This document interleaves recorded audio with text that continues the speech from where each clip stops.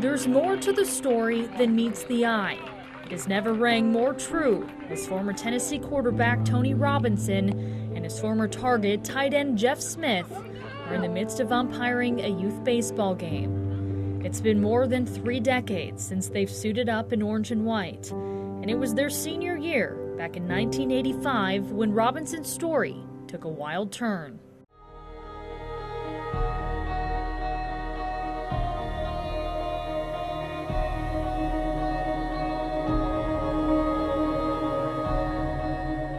Well, you know, everybody likes to talk about the Auburn game. Everybody likes the Auburn game, you know. I like that game too, you know. It was a shutdown game for us and, you know, beat #1 team in the nation. That was just one of those games where I wasn't having it. I just wasn't gonna have that kind of, we weren't gonna have that kind of beat down on our field. So we were gonna do the beat down. Now it's against #1 Auburn. Bo Jackson was obviously everybody's leading candidate for the Heisman that year. Going into the locker room and seeing the guys, how they were interacting with each other, it was a different feel. And you know, it just meant more because it was Auburn and Bo Jackson. So much hype about that game, him coming in. He's going to run all over Tennessee. You know, a lot of press that game. You know, Tennessee came out and shut Bo down. And Tony Robinson had, you know, a Heisman-worthy day. It was a special day. Tony Robinson is a super guy, and if his line continue to block for him like they did this afternoon, he will probably win the Heisman. Robinson was at the height of his college career when 3 games later, it all came crashing down. I got hurt against Alabama, so my season was over with. When he hurt his knee in the Alabama game, I mean, all of us remember the hit. I mean, the guy came low and kind of jacked his knee backwards. And those type injuries back then were devastating to quarterbacks. The Vols were able to pick up the pieces with backup quarterback Darrell Dickey and went on to win the SEC championship and beat Miami in the Sugar Bowl. While Tennessee was celebrating success, things were about to get even worse for Tony. A lot of us were just hoping that he's going to be able to pull us all together, and the carrot out there, being able to play for the NFL, maybe that would be the thing that brought it all together, but it wasn't. Just days after their Sugar Bowl victory, Robinson was charged with selling cocaine to an undercover officer and sentenced to jail. He would in fact go on to play professional football, but never imagined the path he'd take to get there.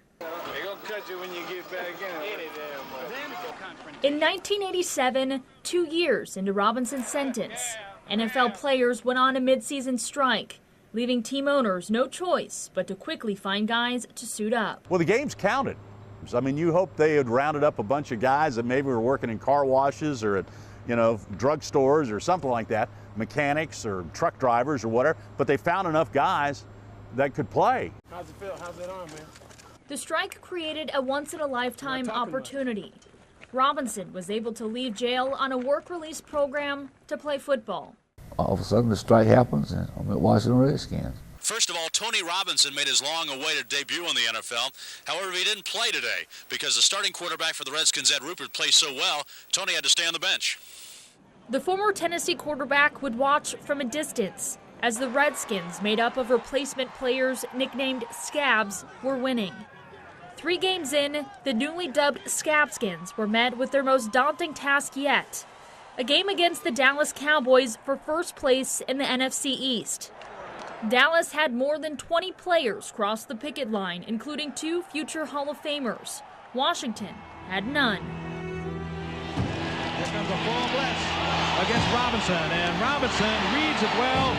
Washington replacement quarterback Ed Rupert went down in the first quarter, giving Robinson his first opportunity under center. I was always taught to be ready when your number's called. When the coach told me, Tony's going in, I was ready to go in.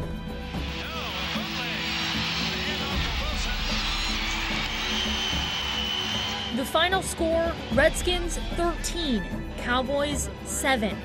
The backup replacement quarterback led the Redskins to one of the biggest upsets in league history. You couldn't have scripted it better. You know, it was amazing. You know, the whole thing. The win over the Cowboys turned out to be his last game with the Redskins.